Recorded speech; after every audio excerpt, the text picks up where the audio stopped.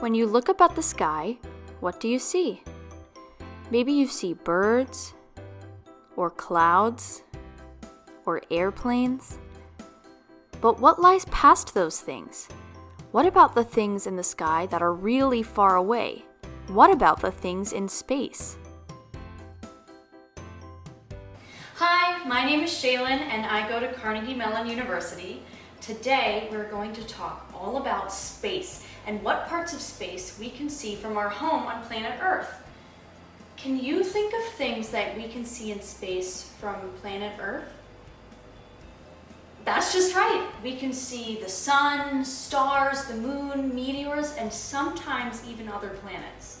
Let's jump in and learn more about space and what it can teach us about our home, planet Earth.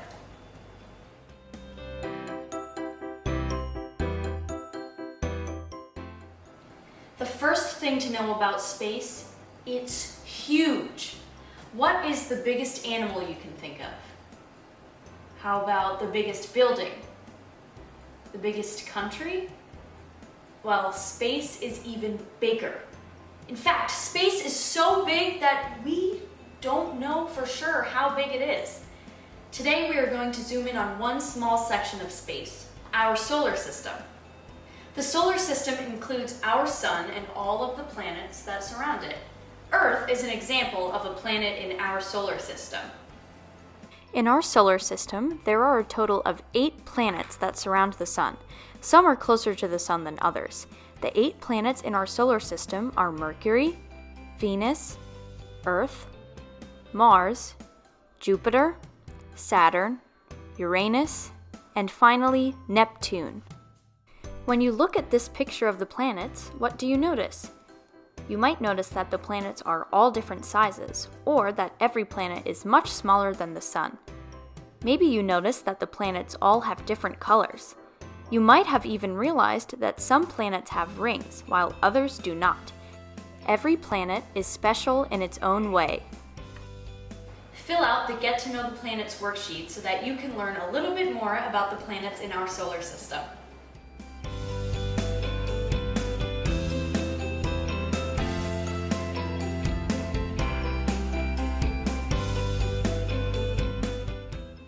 Now that you've gotten to know the planets in our solar system a little bit better, I'm going to give you a useful way to remember them in order from closest to the sun to farthest from the sun. My very excellent mother just served us noodles. If we look at this sentence, the first letter of every word matches the first letter of one of the planets in our solar system. The word my starts with M, and so does the word Mercury. Very starts with V, and so does Venus. Excellent, Earth. Mother, Mars. Just, Jupiter. Served, Saturn. Us, Uranus. Noodles, Neptune. Remembering this funny sentence may make remembering the planets a little bit easier. That's my very excellent mother just served us noodles, or Mercury, Venus, Earth, Mars, Jupiter, Saturn, Uranus, Neptune. Something that makes Earth a very special planet is that people like you and me can live there. In fact, you won't find plants, animals, or other people on any other planet in our solar system. Well, why is that? It's because planets need to have very specific conditions in order for people to live there. Let's talk about the special parts of planet Earth that let you and me live there. The first is water. People need to drink water to survive. The second is good temperature. Think back to the Get to Know the Planets worksheet and look at which planet you thought was the hottest. Did you say Mercury? Well, then you're exactly right. Mercury is the hottest planet because it's closest to the super hot sun. People like us couldn't live on Mercury, we would melt. Now think about which planet you said was the coldest. Did you guess Neptune? You're exactly right. Neptune is the coldest planet because it is the farthest away from the sun. The sun gives off heat, so if Neptune's really far away, it's not going to get much of that heat. People like us couldn't live on Neptune because we would freeze. Earth has a good temperature because it is the perfect distance from the sun. So, even though you might feel a little hot in the summer or a little cold in the winter, at least you're not melting on Mercury or freezing in Neptune. The last special thing that planet Earth has is the perfect gravity. You might be asking, what is gravity? Well, gravity is a force. It's the reason why I can throw this ball in the air and then catch it in my hand. If we had less gravity, when I went to throw the ball, it would fly up through my ceiling. On the other hand, if we had more gravity on planet Earth, I wouldn't be able to throw the ball up at all. In fact, it would probably weigh my hand down and I wouldn't even be able to pick it up. If you tried to live on a planet with less gravity, you would probably fly off the ground and into space. Just like how these hot air balloons are flying higher and higher up in the air. On the other hand, if you tried to live on a planet with a lot more gravity, then it would feel like your legs were glued to the ground. You wouldn't be able to move. You would feel really heavy like this elephant. Earth has the perfect gravity where humans can still move around. People need to move around so that they can eat, drink, go to school, walk their dogs, play outside. If we weren't able to move, we wouldn't be able to survive. Mix all of these three things together and you get a planet like planet Earth where people can live. In this next activity, you'll be designing your own planet. Fill out the worksheet and choose which special characteristics you want your planet to have. You might have heard me say the word characteristic, and that just means something that makes a person or a thing different from others.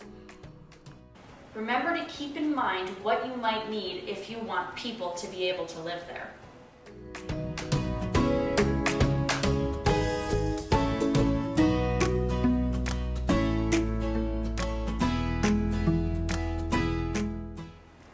Can I see the planet that you've created? Wow, that looks awesome. I wonder, could people live on your planet? Remember what 3 things we said your planet has to have if you want people to live there. Does your planet have water? Is it not too hot and not too cold? Does it have the perfect gravity? Well then, if you answered yes to all 3 of those questions, then yes, people like you and me could live on your planet. If your planet does not have all 3 of these special things, what do you think would happen to someone if they tried to live there?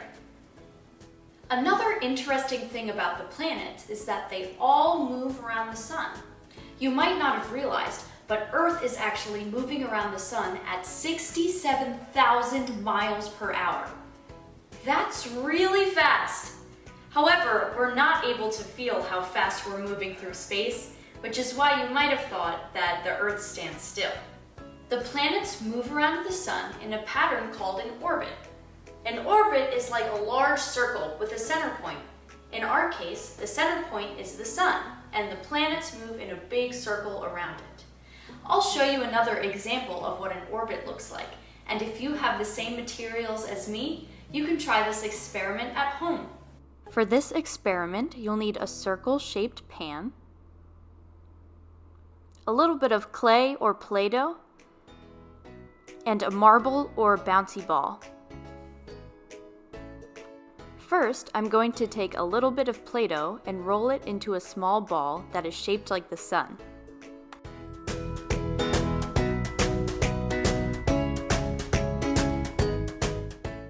Once I've made my clay sun, I'm going to stick it in the middle of the pan. You might have to push down a little bit to make sure it sticks. Next, I'm going to take my marble and put it inside the pan as well. It acts like a little planet. When I pick the pan up and spin the marble around in the pan, this represents a planet orbiting the sun. I'll slow down this video clip a bit so you can see the big circular shape of the orbit.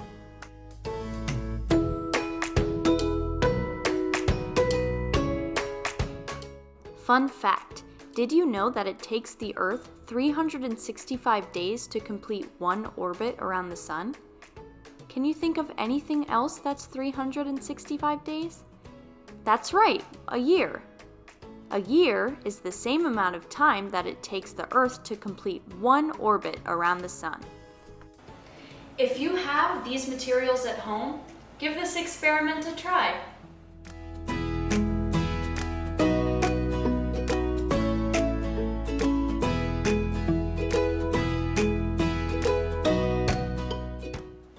Now that we've talked a little bit about the solar system and the planets in our solar system, let's talk more about something that we can see in space from our own backyards.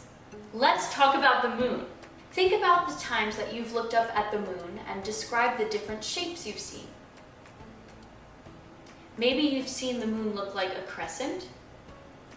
Maybe you've seen it look like a half circle.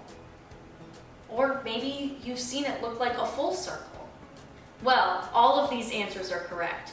The moon can look like many different shapes depending on which night of the month you look up at it. Each of these shapes that you see is called a phase. We are going to look closer at the 8 different phases of the moon and see what they look like.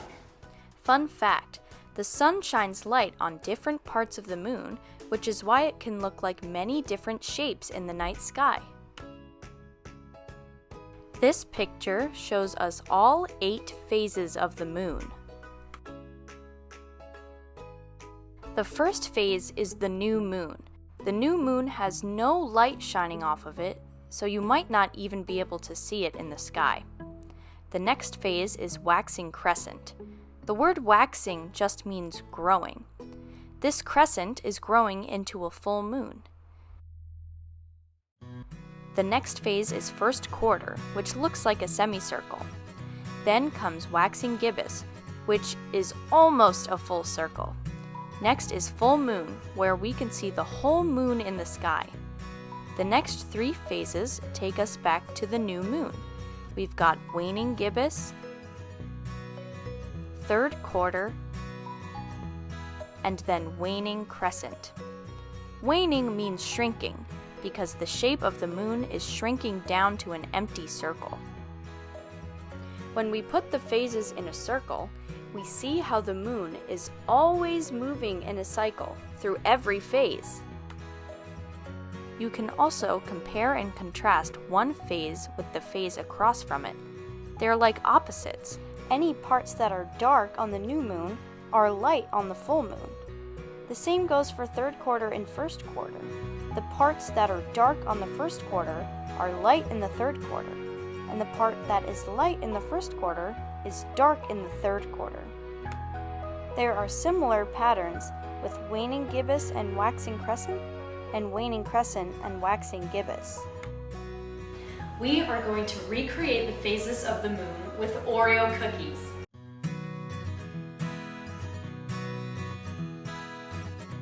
For this activity, you will need a paper plate, 8 Oreo cookies, a pencil, some crayons in green and blue, and a marker to draw with, and a toothpick. You might also want some napkins nearby because this activity can get a little bit messy. Take an Oreo cookie out of the packaging. Then, place it on the edge of the plate and using your pencil, trace a circle around the Oreo. You might not get a perfect circle, and that's okay.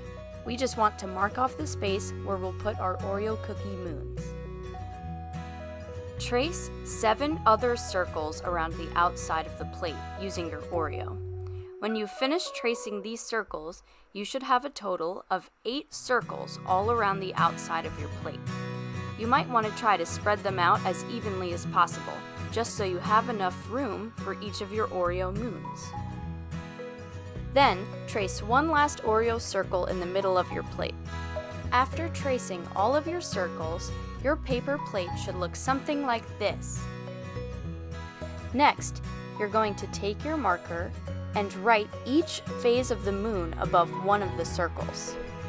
Remember the order of the phases of the moon. First comes new moon. Second comes waxing crescent. Third comes first quarter. Fourth comes waxing gibbous. Fifth comes full moon. Sixth comes waning gibbous. 7th comes 3rd quarter, and finally, 8th is Waning Crescent. When you've finished writing all of the phases of the moon above the circles on your plate will look something like this. Here's a still picture of what your plate should look like now. Next, I drew a big circular arrow around the circle in the middle of the plate. This arrow just shows how the phases of the moon move in cycles. Then, I decided to outline all the circles that I had drawn in pencil in marker.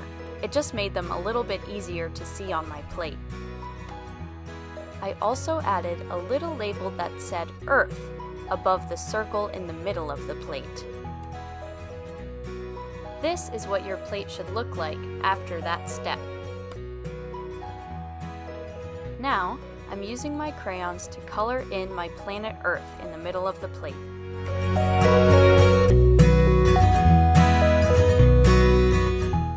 Now we finally get to start using some Oreo cookies. You might want an adult's help for this part. Carefully twist off the top of an Oreo so that only one side is left with the icing. Then, use a toothpick to scrape off the icing so that you can make each shape for the phases of the moon. For example, you'll want to use the toothpick to scrape off half of the cream in order to make the 1st quarter and the 3rd quarter. I'm wiping the extra cream off my toothpick onto my napkin I have to the side.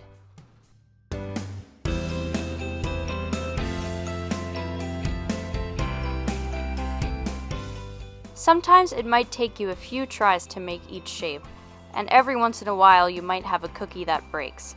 That's alright, as long as you can put the pieces together and it looks like a moon, a broken cookie will work just fine. This is what my Phases of the Moon Oreo dessert looks like when it's all finished. You can see how the icing on the Oreos looks like the different shapes the moon can make. And I've made sure to match up every moon shape with the right phase name. And each phase of the moon tastes pretty good too. You've just made the phases of the moon and a wonderful dessert for you and your family to enjoy. Give it a try.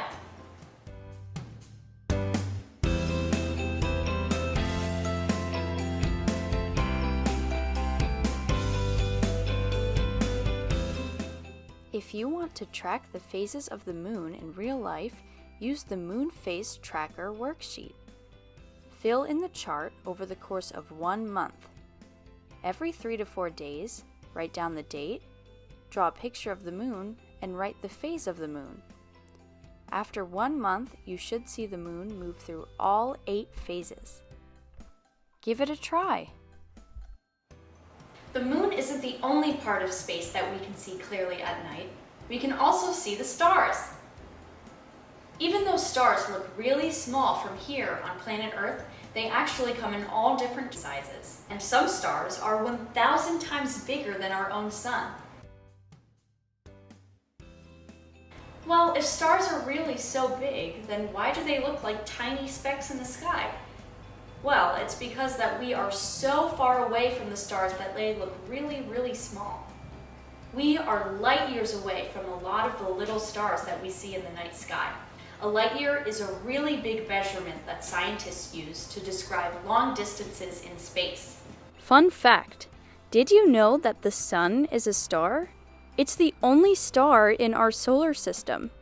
This means that every other little star you see in the sky is really, really far away.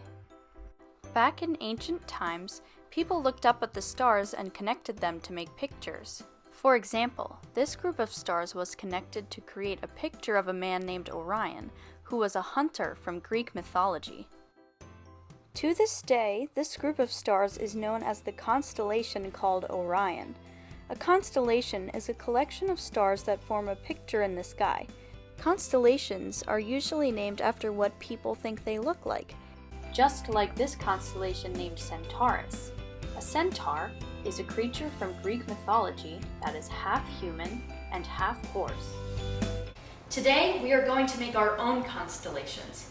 You'll need this Create a Constellation worksheet and a pen or a pencil. Each one of the diamonds on the worksheet represents a star. Can you think of a way of connecting them so that you can make a picture? Maybe you can make an animal or a car or a flower, anything you want.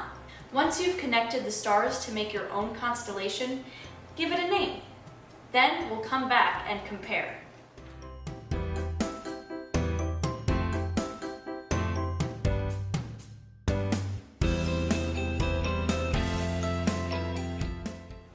I used the same constellation worksheet as you and was able to make this constellation. I named it Flying Dove because it looks like a dove flying through the night sky. Now, you probably didn't make the same constellation as me. In fact, you might have used many different stars than I did, and that's okay. The pictures that you see in the stars will be different than the pictures your friends see in the stars, and different from the pictures your parents see in the stars. It all depends on how you look at them. The last part of space that we're going to talk about today is the sun.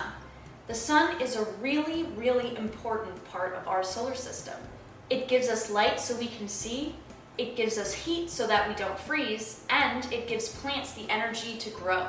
Have you ever noticed that the sun rises in one place, sets in another, and then disappears during the nighttime? Well, because of this, people used to think that the sun moved around the earth because they could see the sun move across the sky.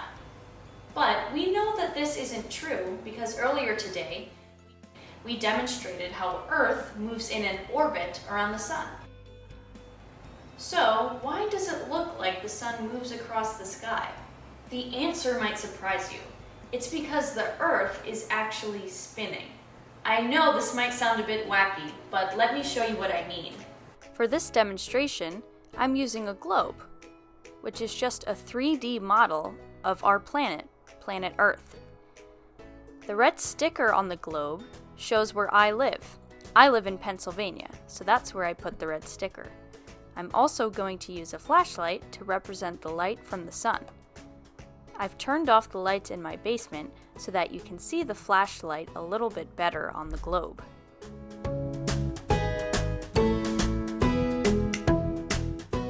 When I turn on the flashlight and shine it on the globe, it's like the sun shining on planet Earth. You can see that as I spin the globe, the big red dot moves in and out of the light. Imagine if you were standing right where that dot is. As the dot moves into the dark side of the globe, if you were standing there, you wouldn't be able to see any sunlight. What time of day is it if you can't see any sunlight? Right, it's nighttime. So, that must mean that when the dot is in the light, that it's daytime, and you would be able to see the sun if you were standing there. If we move the globe a little bit slower, we can see the red dot move through the circle of light. Again, if you were standing right on that spot, it would look like the sun was moving across the sky. As you can see, the sun appears to move across the sky because the Earth spins us round and round. Fun fact, the Earth's orbit is different than the Earth's rotation. Rotation just means spinning around. We know that the Earth's orbit is the round path that it moves in around the sun. On the other hand, the Earth's rotation, or spinning, is the way the Earth spins around its center point. It's like how I spin the globe, or how an NBA player spins a basketball on their finger. Once people noticed how the sun moved across the sky, they started using it to tell time. The first clocks were made by tracking the different shadows cast by the sun. Based on where the shadows were, people could tell what time of day it was.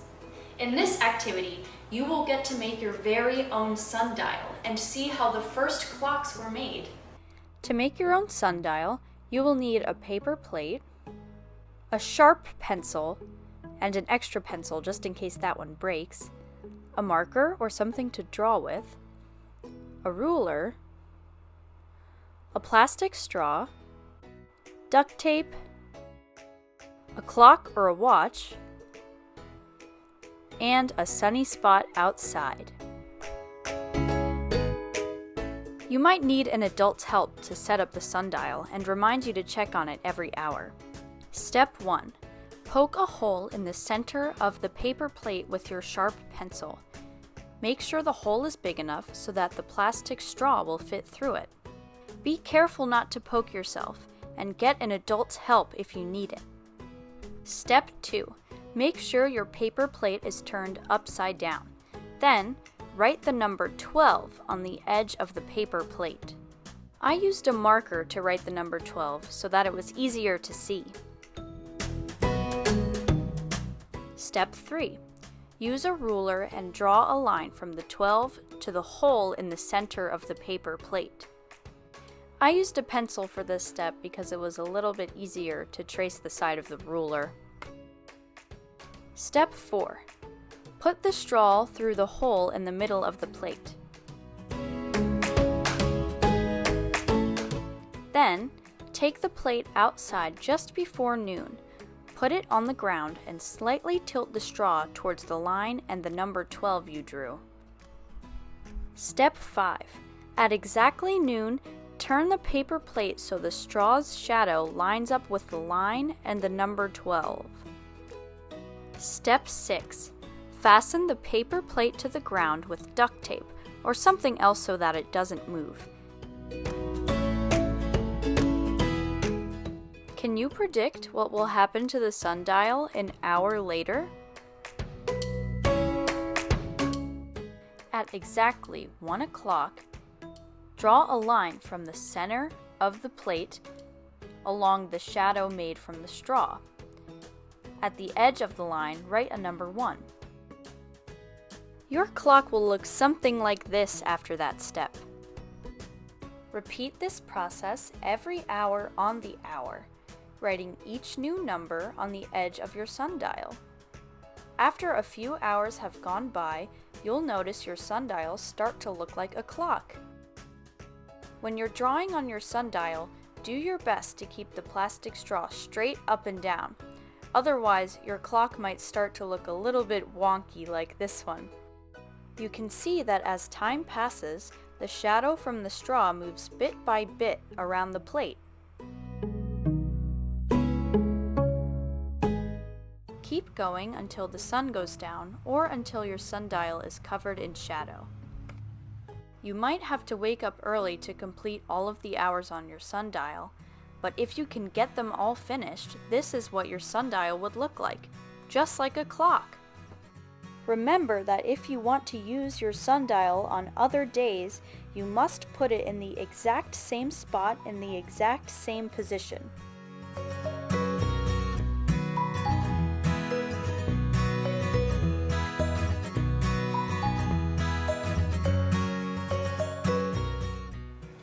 Wow, we have learned so much about space today. Let's rewind and look back at some of the important things we talked about.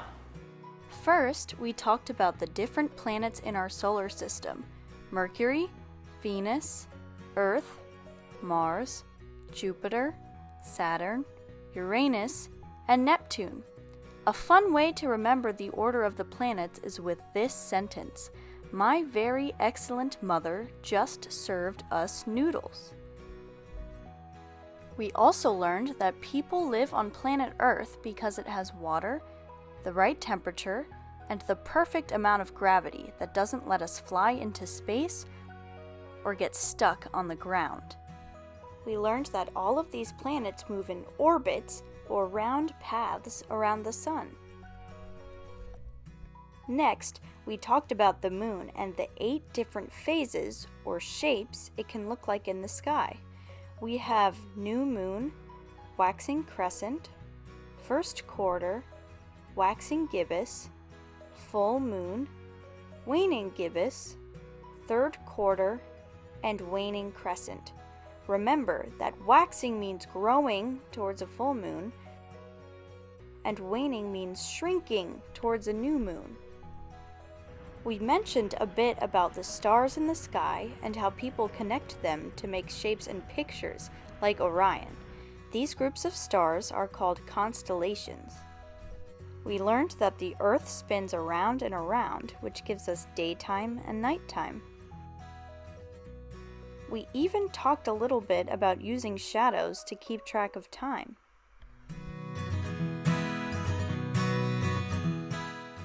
Scientists are learning more and more about space every day. They use telescopes to look at things really far away, like meteors or planets. They use satellites to take pictures of objects in space. And they send rockets up to discover other planets and roam around. Even astronauts, real people, get sent up into space to do more research. Maybe one day you'll get to go into space too. But until then, you can look up at the night sky and think about all of the stars, moons, and other planets that are just waiting to be discovered. Thanks so much for watching, everybody. I had so much fun learning about space with you today. If you liked this video, make sure to check out the Leonard Gelfand Center website to see other science videos that some of my friends made. They talk about a bunch of different topics like DNA, physics, probability, and more. Thanks so much again, everybody. My name is Shaylin, and I'll see you later.